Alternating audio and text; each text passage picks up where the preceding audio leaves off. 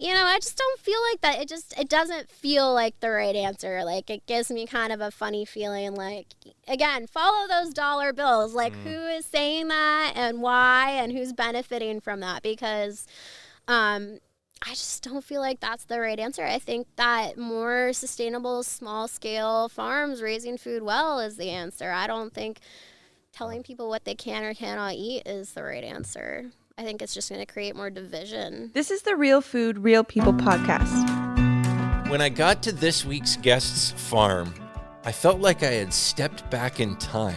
And you will too, as we chat and you hear about how she's farming. It's interesting the insights that she shares, though, on the positives of being able to do that, the struggles, but also the things that stand in her way to be able to do more of this kind of ethically raised meat that she specializes in a small farm in the trees, very hands-on, very old-fashioned. Lulu Redder is her name. Her farm is Feral Woman Farm. You're really going to enjoy hearing from her. And maybe a little bit frustrated like I was hearing about some of even the regulations that make it difficult to do more of this kind of farming that we should all be embracing. It's in Duvall, Washington, Feral Woman Farm. Her name, again, is Lulu Redder. She has an incredible story of how she got there and why she's doing what she's doing. I'm Dylan Honcoop. This is the Real Food, Real People podcast. I'm glad you're here joining me on my journey all over Washington State to get to know the real people behind our food. Our sponsors are Dairy Farmers of Washington. wadairy.org is their website. You can check them out there, as well as a virtual farm tour as they inspire the desire for local dairy. I worked with those folks for a long time, and they not only talk the talk, they walk the walk. They mean it, and they're doing great things in the world of dairy and the milk products that we all love and enjoy so much. Also, Manna Insurance Group, based here where I grew up. The guy who started the insurance group is a classmate of mine. I've known him since we were both young kids. Great guy, and he's doing really cool stuff with insurance that makes it more about planning ahead and personalized solutions rather than just picking up the pieces when things go wrong. Manna Insurance Group, check them out online. They have locations here in Washington as well as Arizona and in California. Williams is supporting the podcast with a community grant as they help power your clean energy future. And also thank you to the Washington Red Raspberry Commission sponsoring the podcast as well. I've been around those folks for a long time because my dad has been a long time board member and someone involved in the Washington Red Raspberry Commission, as well as a red raspberry grower. So I appreciate them supporting what we're doing here on the Real Food, Real People podcast as well. Now, without further ado, let's go on and go to Duvall, Washington, where we hear from Lulu Redder at Feral Woman Farm. When did you become a farmer? Like, when would you, what was the point when you would consider yourself a farmer? I think it's probably, I started doing a raw goat milk dairy internship when I was 19. And I think I'd been doing it for a couple months. And I remember just going out and sitting in the pasture one day, and I was just surrounded by all the goats, and it was middle of the summer and the grass was all long, and I was just sitting in the sunshine, and I was like, this is what I want to do with my life. I really don't want to do anything else. And it's been that way ever since? Like, yeah, you were hooked. I was hooked. I was like, and it was just always one foot in farming. I had all these other jobs. I was working as a waitress. I would work in grocery stores. I had food service jobs, things like that. But I just was always either side hustling, doing some sort of farm gig, or had a community garden plot, or always just doing something that had to do with farming or had a farm job, or, I just couldn't stop. So why? What was it about farming that hooked you? Something about just, I think, being out in nature and being like part of the cycles of nature and the seasons and being out in the elements and just feeling and seeing everything that's happening around you. And with agriculture, the way, as a farmer, your practices affect the land around you is really exciting to me. I like to see that what I'm doing is having a positive effect on the spaces around me. I like to see, the invasive plants getting eaten up by the goats, and I like to see the grass come back greener and lusher after moving my animals over it. And I like to be out in the rain, and I like to lift heavy things. I just like to feel like I'm living, and I feel like I'm living when I'm farming. A lot of people are probably jealous of the kind of life that you're able to live, but it wasn't always that way, right? Like, you had to make this happen. Oh, even every day still now, I have to fight to be able to live like this and do what I love. And that's what I was saying earlier. I have to work 2 jobs. I'm still not quite at that point where I can make a full-time living doing this, but I do it because I love it and I don't want to do anything else. And so hopefully one day, very soon, this is going to be my full-time thing. So that's what you're working toward. Exactly. Full-time farmer. Yeah, start to finish. I want it to be everything to be born and butchered on my farm, and that's why I'm doing the butcher apprenticeship right now. I want to be able to be start to finish. Okay, so describe your farm, Feral Woman Farms, right? Feral Woman Farm. First you got to explain the name. Well, I suppose the whole Feral Woman thing sort of came from my my love for just being outside and being kind of like half wild, in a way, and half off the grid, and just loving that lifestyle. And, I just felt like that described me pretty perfectly. And I feel like, definitely all my animals and everything are part of the farm, but, as a farmer, I'm the heart of it. So it was important to kind of describe that in my name. So what is Feral Woman Farm? What do you do? So Feral Woman Farm, I am a pasture-based, livestock-based farm. So I produce pork, lamb, chicken, and rabbit on a pasture-based system. All my animals are grazed seasonally when it's not raining. So probably about April through October, everything is out on pasture, and I move the pastures every 5 to 14 days, depending on how fast the grass is growing. So it's this rotational grazing that we're hearing more and more about, even like in mainstream coverage sometimes these days. Exactly. And, I'm glad it's getting more coverage because I feel like it's a really beneficial system for the land. And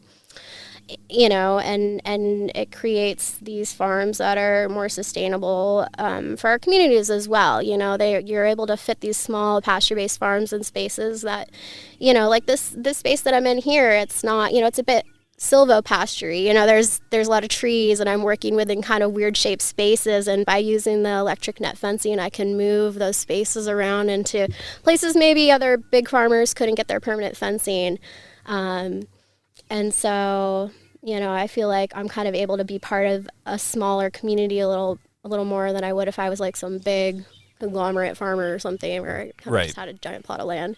Well, and that's something that you can do with animals. I mean, large or small animals can get in and around trees and rougher kind of property or whatever, graze that land, actually add nutrients, all these things like you're doing here versus crop farming, which isn't necessarily as easy to do that way. No, but I'm a nomadic rotational grazing farmer, so it's not to say a vegetable farmer couldn't come in after me and grow really great vegetables on these spaces we fertilize. So totally. Yeah. Have you done any veggies? I have. Actually, one of my very first little farm enterprises was a market garden. I grew vegetables and raised beds for local farmers markets back when I was just a little baby farmer, and I really enjoyed that, but I really didn't enjoy weeding, and so I quickly moved away from that and onto livestock. Right. So talk about your different animals. You said pork, lamb, chicken, and I do some rabbit as well. Okay. So I raise, I try to raise as much heritage breed pork as I can. So I do Berkshire crosses for their exceptional meat quality and fat marbling. I just think they're fantastically delicious.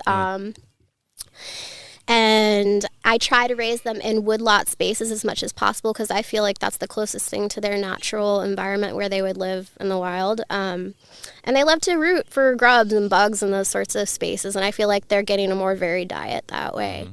This year I'm going to be offering a hazelnut finished option on my pork, which is going to be really interesting and delicious. What does that mean, hazelnut finished? So that means for about the last 3 to 4 weeks of their life, they're going to have hazelnuts added to their diet. And what that does is some of those flavors get absorbed into the fat in their body, and you'll be able to taste a slightly nutty, hazelnutty flavor in the meat. Yeah. Ooh, that sounds good. Yeah. Yum. And so on top of pork, I do a small number of lamb shares every year. So I offer those by half and whole to my customers by reservation, and they are pasture raised. So those lambs are born here on the farm and then moved out to pasture and graze until they're ready to be harvested. And I do pastured chicken. I do Cornish cross broiler birds, and I raise them in a graduated system of moving them out into various chicken tractors to finish out their lives on pasture where they can also eat grass and bugs and get lots of fresh air. And I think it has a huge effect on the meat quality. The birds that I produce are juicy and succulent and just, they fall off the bone. They are so good. You can really taste, I think you can really taste it when the animals have lived a good life. Oh, this happens almost every episode where I get hungry just partway in. I should have killing cooked me. something, huh? No, that's all good, because then I need to talk and I would have my mouth full, I'm sure. Oh, that sounds incredible. And you're saying a lot of the difference in your end product has to do with what you're doing here on this land. Exactly. And that's why I like doing this on a smaller scale, because I feel like I can focus on quality over quantity and really produce something that's a cut above the rest and worth what I have to ask my customers to pay for it in order for me to make a living doing it. You were saying when we were just setting up here, you were saying you had been doing eggs and anything else too that you aren't doing, or why are you moving away from doing eggs? Well, I suppose kind of as I've been learning and growing as a farmer, I've tried lots of different things. Like vegetables I tried and decided, okay, I really don't want to grow those to sell those. But, and so I had a bunch of laying hens that I was selling eggs to my customers and keeping some for myself as well. And I just kind of decided I've really honed in on pastured meat birds and pork as my main focus for my farm. And so I decided that, in order to give me a little bit more time and space and energy to focus on those things, I was going to cut laying hens out of my production this year. And, hopefully as I move into bigger spaces and I'm able to kind of use more pasture land, I'll be able to add those back in the future. But I think for now, I really just want to focus on the things I'm super passionate about. Meat. That's what you do. It's what I do. So you grow it really well. You have such a cool place here. What's the next step? I mean, you were talking about you're doing like a internship on butchery right now? Yeah, so I've been working in butcher shops for a few years now. I worked in some butcher shops on the East Coast before I moved back out here to Washington. But when I moved back out here with full intention of becoming a farmer again and finding farmland and doing this, and so that's what I did. And pretty soon I had animals that needed to be butchered, and so I was shopping around for a butcher, and I had moved out here and kind of started looking for butcher jobs because I knew I wanted to try to keep doing that if I could, but I was having a hard time finding local butchers. They're few and far between out here. Small craft butcher shops and butchers are kind of a dying breed, and it's a trade. It's something that you need to learn from somebody who's been doing it. Why is that? Why are they a dying breed? It's just, I think a lot of butchers kind of see their skill set and maybe their recipes and their way of doing things as a proprietary thing. It's often something that's been passed down in the family or from their mentor to them.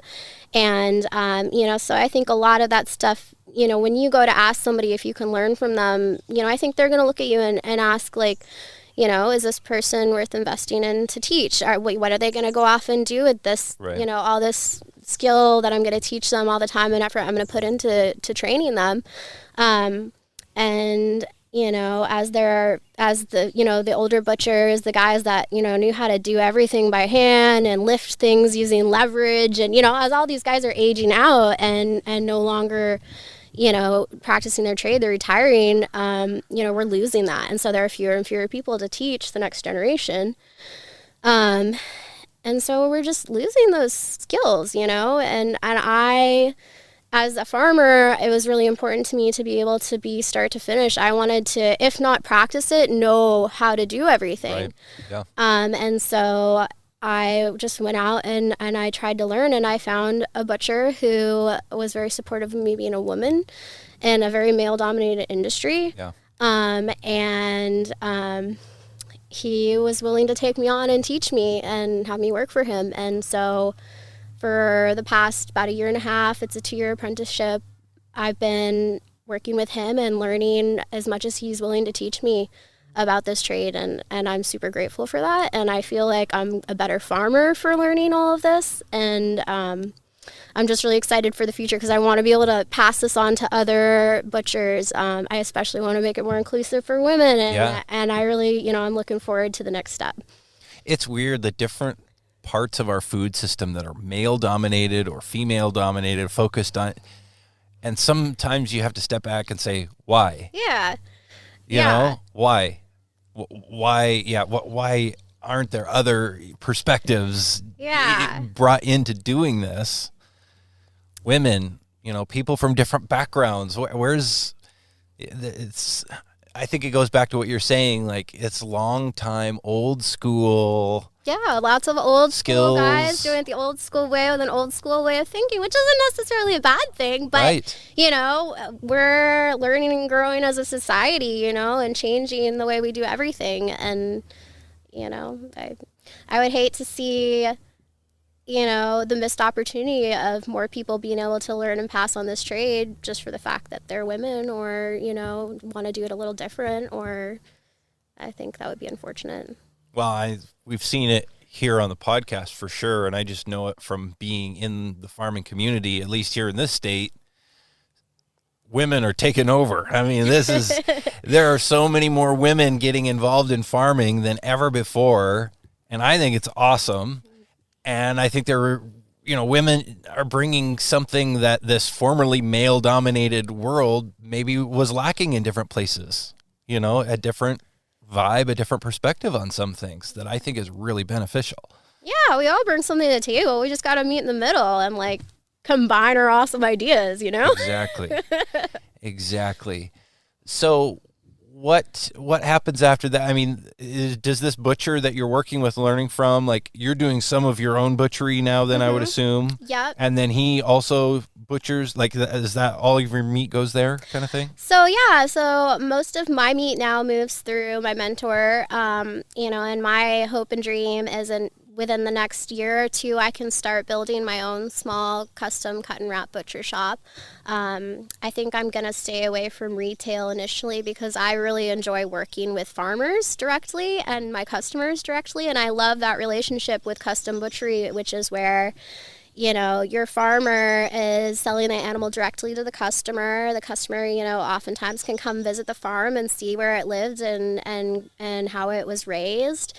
And, then that customer is talking with their butcher about exactly what cuts of meat they would like. It's a very custom, involved process tailored to the customer and what they want. So I think it's a great opportunity also to educate your customer about your different cuts of meat and cool things they can do and cook with it. And I like that relationship. I like talking with the people that are going to be eating the animals that I raise and building that appreciation. What's the next step after the meat's all butchered and ready to sell to people? You got to get it in front of people somehow. Exactly. And so that's where having a really good marketing skill set really comes in handy. You got to, especially on a small scale, you got to be willing to get out there and talk to people and do farmers markets and network with your customers and other people in the community who might be interested in this sort of stuff. And so I do a lot of, on top of just selling my meats, I do workshops. So I do a lot of education education. I teach people how to raise and butcher small animals like chickens and rabbits, and that gives me an opportunity to meet people and share what I know, and they get to go off and talk about how exciting that class was and how much they learned, and talk about my farm, and I get a lot of my business through word of mouth, which is really cool. So is it possible to sell all the meat that you raise?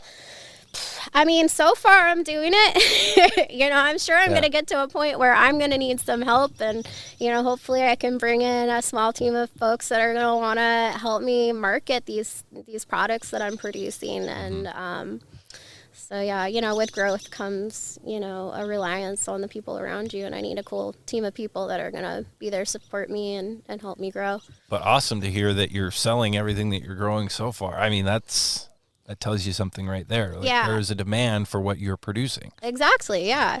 What kind of people do you sell to? Since you as a farmer connect a lot more closely with the people who consume your food probably than most farmers do. Mm-hmm.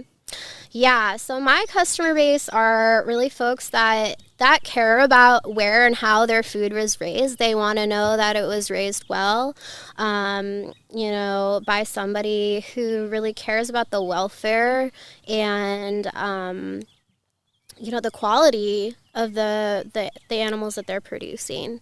And, I think I get a lot of folks, too, that really just are excited to see what I'm doing and want to support that, and want to see me succeed and be able to continue growing and making a living doing this. And so I'm extremely grateful for all the customers that I have. I just feel like they're this fantastic group of people that really care, care to see me continue doing this, and I appreciate that. Back to the butchery stuff. Sure. And the old school, tough to bring new people in. And you just mentioned, retail versus custom. Mm-hmm. Some of that has to do with the rules and regs. Like, you can't just butcher your animal and sell me 4 pork chops that I want to bring home for supper, right? Exactly. And it's unfortunate because I think I do have a lot of customers that come to me and ask, hey, I do just want 4 pork chops or a pork shoulder. Can I buy that from you? I'm like, unfortunately, no, because the way the regulations are, unless I have those animals processed USDA, I can't sell you retail cuts. And so, yes, I think it would benefit me as a business and a farmer very much if I could sell cuts with less expense and regulation involved in doing it. As of right now, all of my meat is sold. Technically, it's all sold by the share of the live animal, so a half or a whole animal, and the customer buys it live. We have a reservation agreement. And then technically the customer is contracting the butcher to process that animal and cut it custom for them. So it's kind of 2 different services that produce one end result, which is a big freezer bag full of meat. Right. But that's the way around these regs to be able to say, here, I'm growing animals. You want to buy the meat. So then they actually are buying a portion of that animal and having it butchered themselves, which is allowed because then it's private versus retail. Exactly. Technically, that is your personal animal, live animal being processed for your personal consumption, and that's how that workaround works. See, that's just crazy to me that has to even be a thing. Mm-hmm. Because there's so much food that's grown. As we've seen in the past year, it's important to more and more people to get their meat close to home from, yes, a place that is sustainable and employs all the practices that you do, but even is just nearby and something you can rely on. Like when we saw empty shelves last year, the first time in most any living American's lifetime. Yeah. It's I know that I can get meat because my neighbor grows animals, but yeah, it's crazy to me still but no, you can't just go buy some steaks. Yeah, and it really limits my market. There's a lot of folks living in townhouses that can't, they just don't have the space to put a big chest freezer or something. Right. They can't fit a whole or half an animal in their freezer. And so, yeah, to be able to buy a cut of meat would be such a benefit to them to be able to purchase locally like that. What's the reason for that? Why can't people do that? What's standing in the way? How can we get it to change? You got to follow those big dollar bills and see where they lead, and that is probably why the regulations are the way they are. And so, I would love to see some changes to the way meat processing is regulated. It is federal right now, and I perhaps think that having it state regulated might, allow communities to, make some more choices for themselves that suit them and the way they operate versus, trying to say this is how the whole country can do it in a very broad manner. And, I think loosening up those regulations a little bit more to allow small farmers to, and it doesn't even have to be, you can, any farmer can process it on their farm and just sell it just like that. But even just to allow, state inspected custom meat shops to be able to sell those cuts, or to be able to allow the farmers to sell those custom shop processed cuts at retail on their farm or at farmers markets, I think would be, a huge step in the right direction just to see smaller farms and communities thrive. Well, because one of the reasons probably that would be given would be that it's for food safety. USDA has to inspect, make sure this food is safe. But what you're talking about is kind of a middle ground because I think most people would agree we shouldn't. Well, there may be some who would want to just go to Wild West and, you butcher an animal and sell it. But most people would agree there's some need for, inspections and safety and make sure that you have to be able to trust that the food that you buy is safe first and foremost. But you're saying that's still possible without being something that squelches the local small farmer. Well, why not, offer some sort of training course? It could even be a federal course offered by the state for custom butchers to learn how to inspect to USDA standards the meat that comes into their shops. Like, how easy would that be? Yeah. If you're a construction worker, you can get certified to operate big machinery through your union. Why not be able to, certify Meat USDA or something like that? Totally. And how easy? Yeah, that would be so easy. And I think that would be a really quick fix for that problem. Yeah, for sure. And it could make a big change in our regional food system, I think. Definitely. So environmental sustainability is a big deal to you with all of this. Yeah, absolutely. I mean, it's very important to me that what I'm doing on the spaces that I'm working with benefits those spaces. It's really important to me that I leave things better than, I came to them. Yeah. And so I'm very conscious of my grazing. I keep an eye on that grass and how it's growing, and I make sure I move it before it gets grazed down too far. If I feel like I have too many animals in a space, I'm gonna, stock them less heavy than I was before. And in some ways that's limiting. I can only do so much with the small amounts of space that I have to work with. But I would rather work that way than work in a way that is going to be detrimental to the spaces I work with. What about at a bigger level, beyond just this piece of property, which you're trying your best to steward, but these larger societal, like, sustainability issues, how much does that play into your mindset with what you're trying to accomplish here? Oh, gosh. I mean, I can only worry about so many things, right? But, yeah, definitely, it's something in the back of my mind. And on a larger scale, I would like to see more people being able to work with kind of these silvopasture spaces,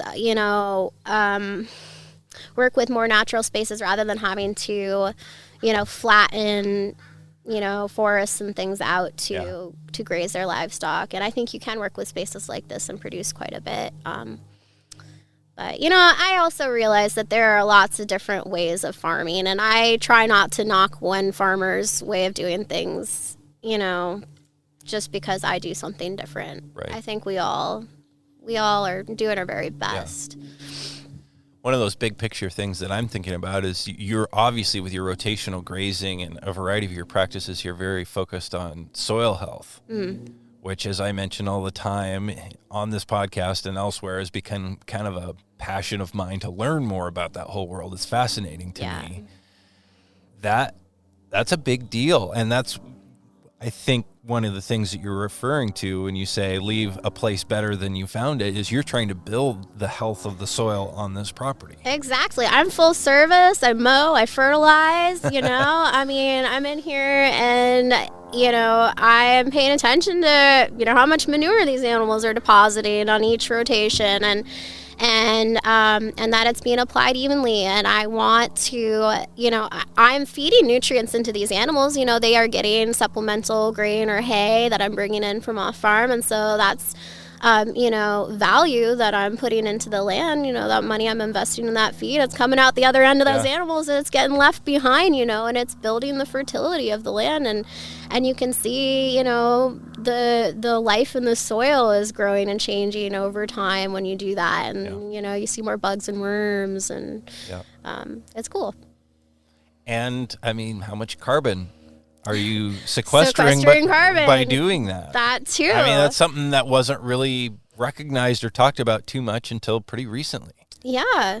Well, and you look at, spaces like the Great Plains where the buffalo used to roam and, and they would travel over the land and they'd trample some of it down and they'd deposit their manure and they'd move on. And, look at how lush and beautiful those spaces were. And I'm just trying to do something similar on a more controlled scale. Yeah.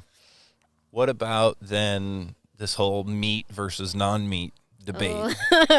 Because that's what some people say is the answer to dealing with our carbon issues, climate change issues.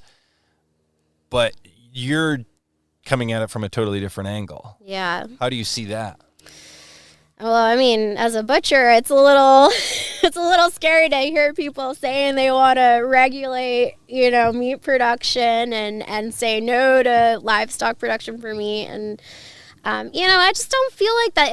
It doesn't feel like the right answer. Like, it gives me kind of a funny feeling. Like, again, follow those dollar bills. Like, who is saying that and why and who's benefiting from that? Because, I just don't feel like that's the right answer. I think that more sustainable, small-scale farms raising food well is the answer. I don't think telling people what they can or cannot eat is the right answer. I think it's just going to create more division.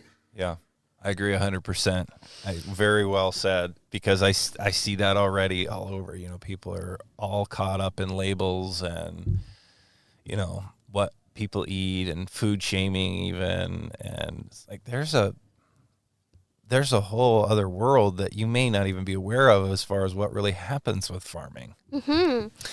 Absolutely. And, I think that's what scares me most about the world right now is just the misinformation and people not really understanding what really goes on. I mean, in a lot of different aspects of society, but, farming, especially in food production, I think a lot of people are just very, they've lived their lives in a way that allows them to be very disconnected from how their food is produced. And, that's not a bad thing, but, the effects of that are that you can't really appreciate how good food is raised, or you don't really know the difference between like really good pasture raised meat versus, something that wasn't raised in a sustainable system. And, I think educating people is really important. I welcome all the questions people can throw at me. When customers come to me and they're interested in buying meat, I will field any question they have and give them an honest, transparent answer, because I think it is so important that they know and appreciate how, good food is raised. I think that's just going to make farming more sustainable as a career path for the next generation of farmers. For that person who's totally disconnected with food and wants to know more about it, what's the top thing, the one thing that you would share with them that you feel people should know that they tend not to know if they're disconnected with farming and where their food comes from? Gosh, that's a hard one. I mean, there are so many things. I think, I think there's just a lot of a misconception about animals being raised for food being a cruel thing, and and something my mentor always says that I like to kind of steal from him now is, you know, the animals should only have one bad day, you know, and that's the day that they're butchered. But the rest of their lives should be, you know, enjoyable, where they eat well, live well, you know, in an environment that's, you know, conducive to good health and their happiness. And, you know, I think a lot of people look at livestock production and say, oh, these animals are kept in muddy pens, or you know, they're just being raised and forced to be bred, and then they're, you know, killed, and it makes it all sound very horrific and cruel, and it really, and in a good farming system it's not, you know, and they're good farmers and they're bad farmers, but you know, farms are places where there's mud and poop and things are born and they die, and that's just life, you know, and I think, you know, there's a disconnect from nature and those elements and the way life is, and you know, I think that's probably something that I would like to see change. Yeah, you know, for sure. If you think about that, yeah, wow, it is getting back to nature. You know, yeah, cycles of life and death, and yeah, I was born, I'm gonna die. I'm probably going to have more than one bad day before I die, honestly. You know, with the way human life goes, you know, a lot of people, it's not easy. That's not necessarily the same for animals.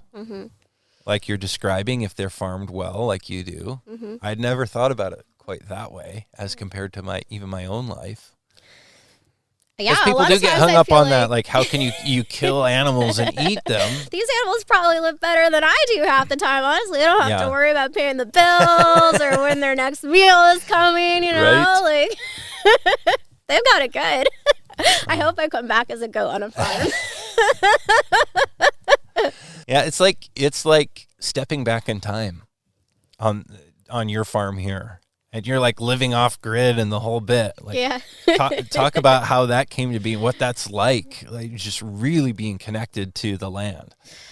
Well, I think it just started with a love for being outdoors and in nature. And then, you know, as I kind of grew and kind of moved out and started doing my own thing, it was like, you know, how am I going to afford to follow this passion? I was like, you know, I can't afford a fancy apartment in town and continue to rent land and do this. Like, I have to be able to live where I farm. I want to live where I farm. I want to be there when animals are having their babies, and I want to, you know, be able to be involved the minute I need to be.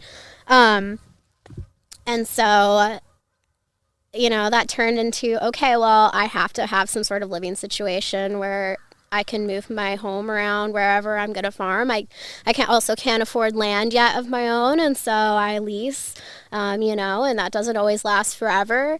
And so, you know, that turned into, oh, these little tiny house things look pretty cool. Like, maybe I'll build one of those. Yeah. And, you know, I built like 2 or 3 of them before, at different stages of completion, before I finally built the one I'm living in now. And it was just like I was working 3 jobs, and I just decided I need to be a farmer. I like either need to go hard or go home and do this. And so I worked 3 jobs. I went to Home Depot every time I had a paycheck. I built this tiny house. I got 3 pigs that were going to be the start of my farm, and I was like, all right. And at the time I was in New York in my mom's driveway building my house in the suburbs. And I was like, okay, I really just don't want to live here in New York. You know, I don't like the hustle and bustle. It's go, go, go. Everybody only cares about money. I was like, I miss Washington. I had started farming out here. And moved back and moved around a little bit, honestly. And I was like, I need to be back out here. This is where my community is. This is where the people that are like me are. And so I packed up my 3 pigs in the back of my truck. I packed up my livestock dog. I put the house on my hitch. I had driven that trailer 2 times. Actually, I'd only driven a trailer 2 times before I drove it across the country. I took it for a spin on the highway for 2 exits, and I was like, all right, I'm out of here. It's ride or die. We're going. I'm doing this, like, all in. And I did. I got on the highway. I drove from Connecticut to Washington. I almost died on the way, actually. No, seriously. Oh my. You'll see if you look on the side of my house, there's a little scrape mark. I actually flipped it. I went over some ice on a pass in Wyoming. And fishtail, and it flipped on its side. Scary. I blocked 2 lanes of traffic on the 90, and if that house hadn't been tethered to my truck, I probably wouldn't have went on over an overpass and died. So I had the thing flipped back up. I continued my trip out here, and I had lined up a job up on the islands to go work on a farm for a little bit to get a start. Found a place down here while I was working up there, and I moved down here and was just like, that's it, I'm farming. I just started doing my own thing again and built my little business. And anyway. So where did you grew up out here and then moved back east? My mom's side of the family all lives down out by Aberdeen. Okay. And so we used to come out here every summer, and I just fell in love with like all the big ferns and pine trees and how beautiful it was. And so when I got out of high school, my mom and my sister were living in India in the time. And so my student visa was up, so I came out here and started working on farms. I got jobs woofing, interning on different farms. I tried to get into the sustainable agriculture program at Evergreen State for a little while. But then I realized I don't really need to go to college to be a farmer. I can just keep working on farms and learn everything. And I did. And I think that worked out really well for me.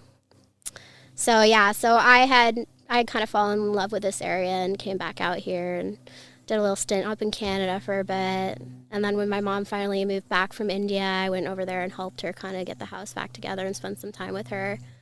And then, I just decided the East Coast wasn't for me and I needed to be back here. My heart was here. My heart was always here. And I've always, in between all my travels, I'd always come back here. So the vibe is pretty different between there and here. I think so. There's actually a very vibrant farming community out there. It's very cool. But just a different feel, like a different type of people out there. It just wasn't me. Yeah. There's nothing wrong with it. It just wasn't me.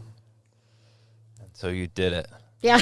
even though you said you still have to work other jobs too. So what are you doing in addition to farming? Well, luckily right now I'm just able to continue kind of learning and growing, kind of working towards a cooler, diversified farm business in the future. And so right now I'm working two different butcher jobs at 2 different places. I'm working for my mentor who's teaching me in my apprenticeship, and then I'm also working for a small local butcher shop in Falls City, out of a grocery store there. Awesome. Yeah. That your other jobs can be so closely related to what you're hoping to do full time eventually. Aren't I lucky? Yeah. Well, because some people have to work at Walmart or whatever just to pay the bills and then but this is all coming together so closely for you. That's just so important to me. I just feel like life is so short and you just never know what's going to happen. And like, I don't want to wake up every day saying I hate my job and I don't want to go to work. And I just want everything I do to be at least pointing me in the direction of where I want to go. And that's really important to me. What's your dream? How big do you want to get? How extensive, diverse, whatever measure, like where do you want to go with this? Well, I don't want to get too big. I like to keep it, like I said, quality over quantity.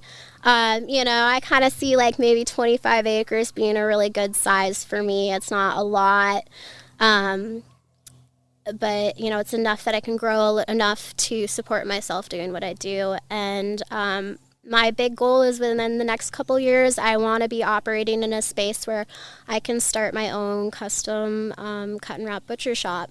I want to be working with local farmers and local customers who want to buy hyper-local food from farmers that, they can go visit their farms if they want to. And so I'm kind of right now, I'm dialing in on some business plans. I'm putting in some proposals to some really cool spaces where hopefully I can kind of start fleshing some of this stuff out. And I'm kind of starting to poke around for like investors or partners or people who want to support me and work with me to help me get this stuff off the ground. I think I'm going to try to get a Kickstarter or something like that going within the next couple weeks. And Yeah, so I really want to create a start to finish farm where things are born and raised and processed on farm.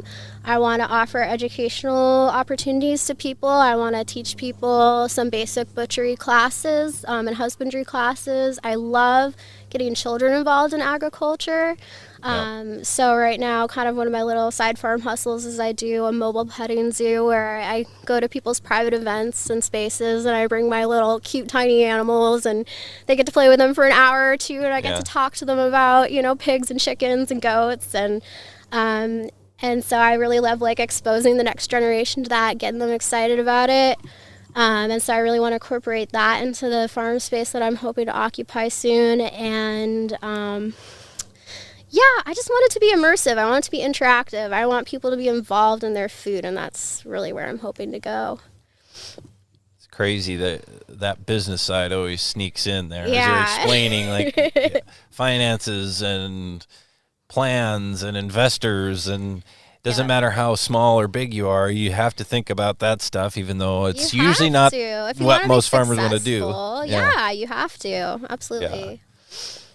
Even though I think some people have a perception that farmers, just grow food and it's like, well, you have to kind of make money at it too to survive. Mm-hmm. You have to have a very varied skill set, I think, to be a farmer. You have to know how to build things and fix things and keep animals alive. You have to be an animal nutritionist and know all the regulation around what you're doing and a marketer. And you have to be everything, unless you can afford a whole team of people to help you do all those things, you have to know how to do them yourself. So it's very engaging and challenging, and I never feel like there's a dull moment, and I love that.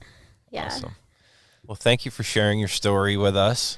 I'm pumped to watch as you do all of this. I'm going to be following along. Feralwomanfarm.com. Feralwomanfarm.com and also on Facebook and Instagram with lots of cute animal pictures. Is Feral Woman Farm on Facebook and Instagram as well? Okay. Yep. Awesome. And, I'll be watching this campaign as you look to do more and more. Yep. And I think we'll have to check back in somewhere down the road with a podcast and awesome. See what you've learned and how you've grown and where things go from here. Thank you. This is the Real Food, Real People podcast. These are the stories of the people who grow your food.